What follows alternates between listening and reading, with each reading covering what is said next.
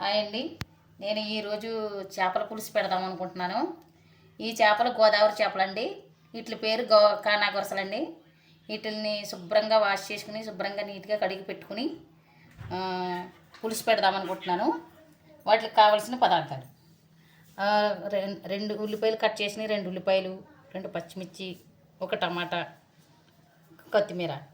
దానికి కావాల్సిన పదార్థాలు: ఉప్పు, కారం, ధనియా జీలకర్ర పొడి, వెల్లుల్లిపాయ పేస్టు, చింతపండు రసం. ఎంతో రుచికరమైన చేపల పులుసు పెట్టుకుందాం, చూద్దాం రండి.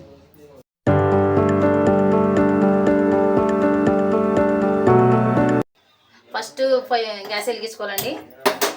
తర్వాత బాండి పెట్టుకున్నాను. తర్వాత ఆయిల్ వేసుకుంటున్నాను కూరకు సరిపడగా.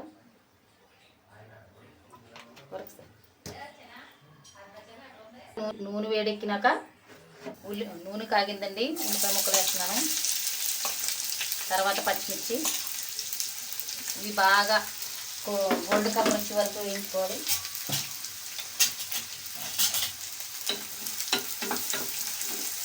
ఉల్లిపాయ మగ్గడానికి కొంచెం సాల్ట్ వేసుకుంటాం. ఇవి బాగా వేగినాక,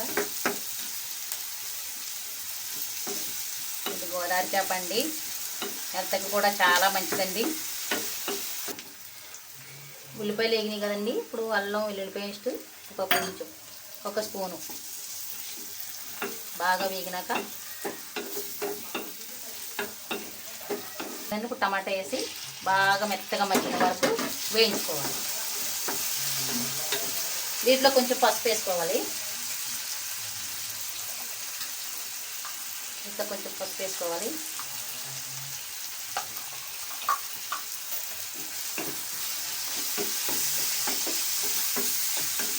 టమాటాలు బాగా సాఫ్ట్ అయినాక ఒక నిమిషం మూత పెట్టుకుందాం. ఇప్పుడు టమాటా ముక్కలు బాగా మగ్గినాయండి. దీంట్లోకి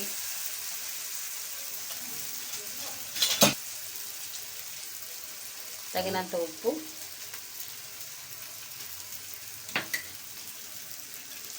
కూరకు తగినంత కారం,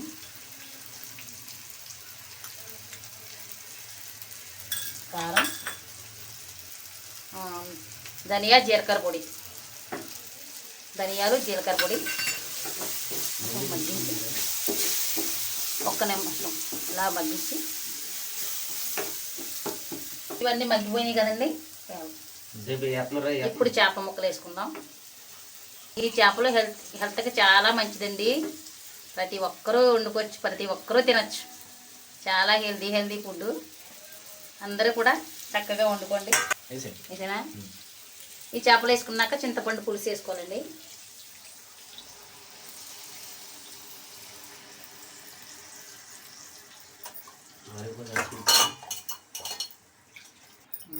ఈ చేప చాలా రుచికరమైన చేప అండి. ముళ్ళులు కూడా ఉండవు. చిన్న పిల్లలు కూడా తినచ్చు.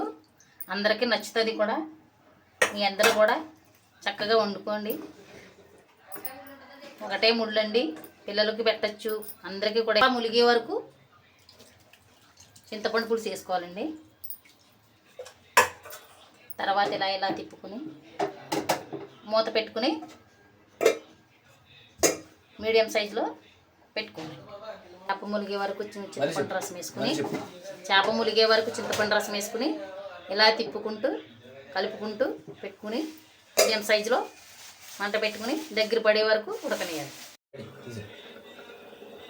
ఇప్పుడు కొంచెం మెంతి పొడి వేసుకోవాలండి, 1 చిటికెడు. కూర ఎంత మంచి స్మెల్ వస్తుందంటే అండి, ఎంత గుమగుమలాడదు.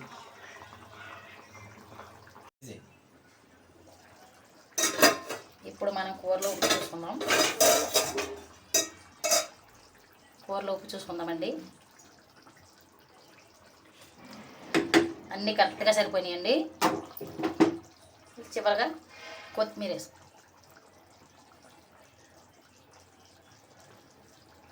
ఇప్పుడు ఎంతో రుచికరమైన గుమగుమలాడే చేపల పులుసు రెడీ చేద్దాం.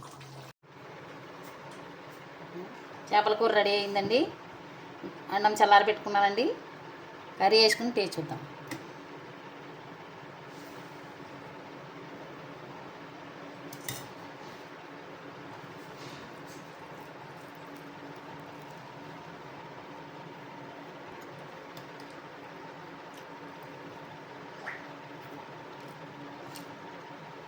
ఎంతో రుచికరమైన చేపల కూర పులుసు రెడీ.